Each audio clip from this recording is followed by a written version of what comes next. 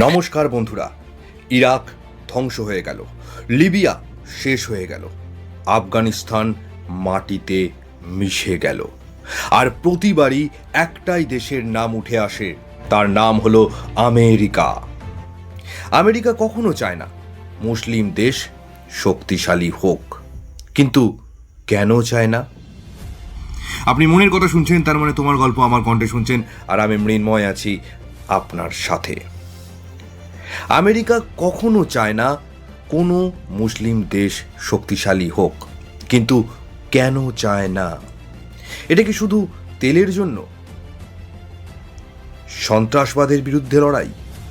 নাকি এর পেছনে রয়েছে এমন একটা গোপন কারণ যেটা আমেরিকা কখনো সরাসরি স্বীকার করে না?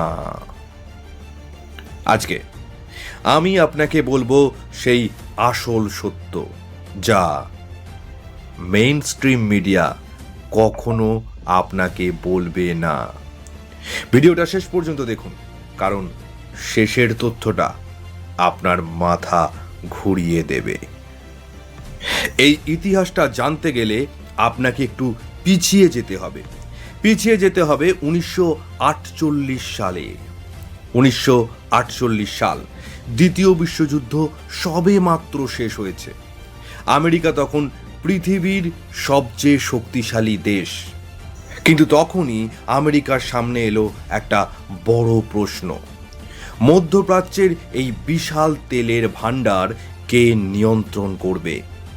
সৌদি আরব, ইরান, ইরাক, এই দেশগুলো নিচে আছে মোট তেলের 48%। আর আমেরিকা জানতো এই তেল নিয়ন্ত্রণ করবে যে, সে নিয়ন্ত্রণ করবে পুরো বিশ্বের অর্থনীতি। আর তখন থেকেই শুরু হয় একটা দীর্ঘমেয়াদী খেলা। আমেরিকা কেন চায় না মুসলিম দেশ শক্তিশালী হোক? এর পেছনে রয়েছে তিনটে মূল কারণ। প্রথম কারণ, পেট্রোডলার সিস্টেম রক্ষা করা। কি এই পেট্রোডলার সিস্টেম? 1973 সালে আমেরিকা সৌদি আরবের সাথে একটা গোপন চুক্তি করে। চুক্তিটা ছিল খুব সোজা, মানে খুব সহজ। তুমি তোমার তেল শুধু ডলারে বেচবে, আমরা তোমার সিংহাসন রক্ষা করব। কি বোঝা গেল ব্যাপারটা? তোমার তেল তুমি বিক্রি করবে ডলারে, আর আমি রক্ষা করব তোমার সিংহাসন। এই চুক্তির নামই হলো পেট্রোডলার সিস্টেম। আর এই সিস্টেমের কারণেই পৃথিবীর প্রতিটা দেশকে তেল কিনতে হলে আগে ডলার কিনতে হয়। এর মানেটা কি দাঁড়ালো? যে আমেরিকার ডলারের ডিম্যান্ড সব সময় থাকবে। এর মানে হলো আমেরিকার ডলারের ডিম্যান্ড কখনোই কমে না, সব সময় থাকবে। তাই তারা চাইলেও টাকা ছাপাতে পারে। আর এখন যদি কোনো শক্তিশালী মুসলিম দেশ বলে আমরা তেল ডলারে বেচবো না, আমাদের নিজেদের কারেন্সিতে বেচবো, তাহলে আমেরিকার পুরো অর্থনৈতিক ক্ষমতা ধসে যাবে। আর ঠিক এটাই হয়েছিল সাদ্দাম হোসেনের বেলায়। সাদ্দাম হোসেন ইউরোতে তেল বেচার পরিকল্পনা করেছিলেন। তার ফলস্বরূপ 2003 সালে ইরাক ধ্বংস হয়ে গেল। মুয়াম্মার গাদ্দাফি চেয়েছিলেন আফ্রিকার জন্য একটা নতুন গোল্ড ব্যাকড কারেন্সি তৈরি করতে। ঠিক একইভাবে 2011 সালে লিবিয়া শেষ হয়ে গেল। এটা কি কোইন্সিডেন্স? না। এবার আসবো দ্বিতীয় কারণে, ইসরায়েলের নিরাপত্তা নিশ্চিত করা। আমেরিকার ফরেন পলিসির একটা অলিখিত নিয়ম আছে, মধ্যপ্রাচ্যের কোনো দেশ যেন ইসরায়েলের চেয়ে বেশি শক্তিশালী না হয়। এটাকে বলা হয় কোয়ালিটিভ মিলিটারি এজ পলিসি। এটাকে কি বলা হয়? Qualitative military edge policy. America প্রতি বছর ইসরায়েলকে সাহায্য দেয় প্রায় $3.8 বিলিয়ন এবং আমেরিকা নিশ্চিত করে আশেপাশের কোনো মুসলিম দেশ যেন এমন মিলিটারি পাওয়ার না পায় যা ইসরায়েলকে চ্যালেঞ্জ করতে পারে। আর ইরানের নিউক্লিয়ার প্রোগ্রাম নিয়ে এত ভয়ের কারণ এটাই, ইরান যদি নিউক্লিয়ার পাওয়ার হয়ে যায় তাহলে মধ্যপ্রাচ্যের যে পাওয়ার ব্যালেন্স সেটা পুরোপুরি বদলে যাবে। এরপর আসবো তৃতীয় কারণে, সেটা হলো ওয়েপন্স ইন্ডাস্ট্রির ব্যবসা, অর্থাৎ অস্ত্র।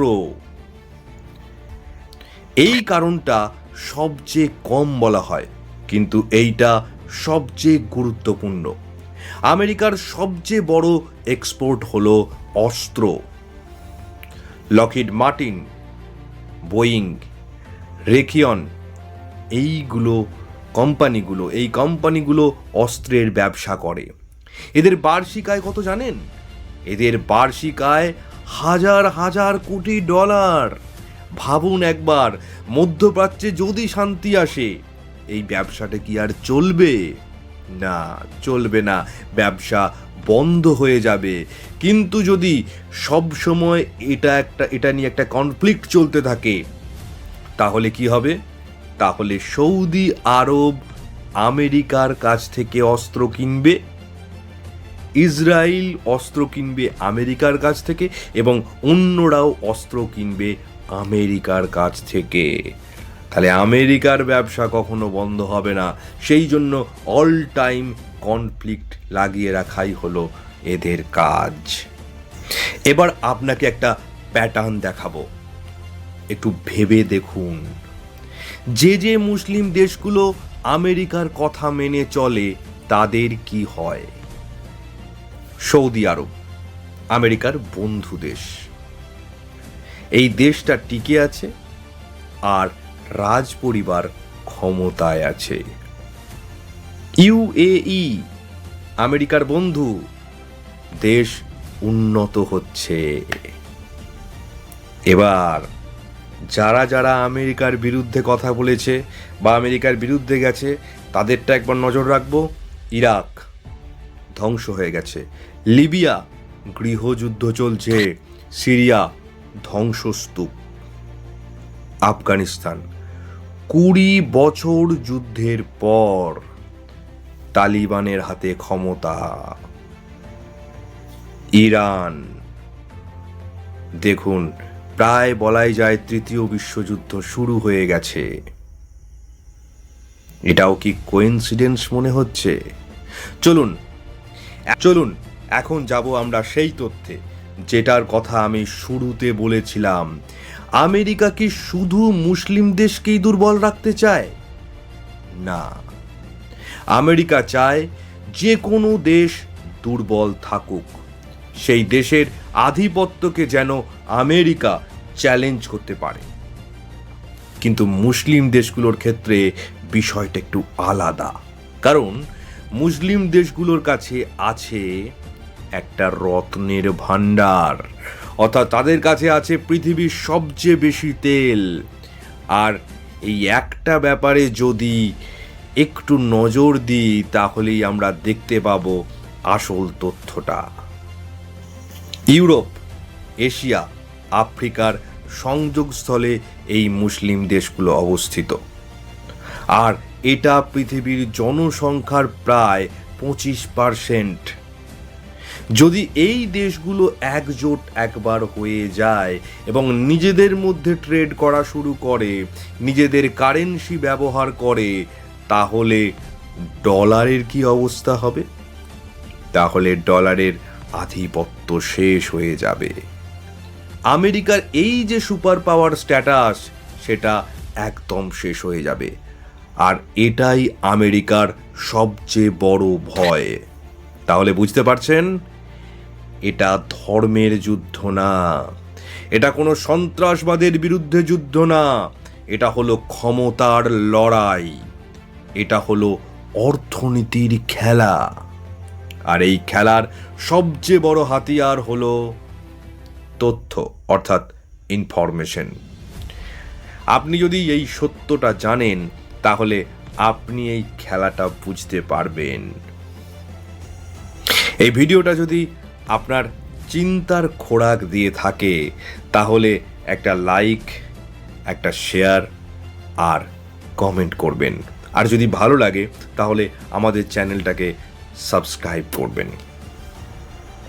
আর আমরা এরকম হিডেন ট্রুথ ভিডিও নিয়ে আপনাদের সামনে আসব, বহু অজানা জিনিস আপনাদের সামনে তুলে ধরব। নমস্কার, কমেন্ট করে জানাবেন পরের কন্টেন্ট কী হবে। ধন্যবাদ।